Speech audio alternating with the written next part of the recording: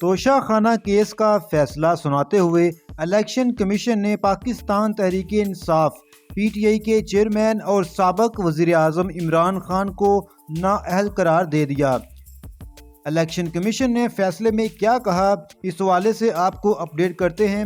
Election commission نے اپنے متفقہ فیصلے میں کہا ہے کہ ہماری رائے ہے کہ عمران خان نااہل ہیں۔ الیکشن کمیشن کے فیصلے میں کہا گیا کہ عمران خان اب رکن قومی اسمبلی نہیں رہے، ان کی نشست خالی قرار دی جاتی ہے۔ الیکشن کمیشن کے فیصلے کے مطابق عمران خان کو آئین کے آرٹیکل 63(ب) کے تحت نااہل قرار دیا گیا ہے۔ الیکشن کمیشن نے عمران خان کے خلاف قانونی کارروائی کا فیصلہ بھی کیا ہے۔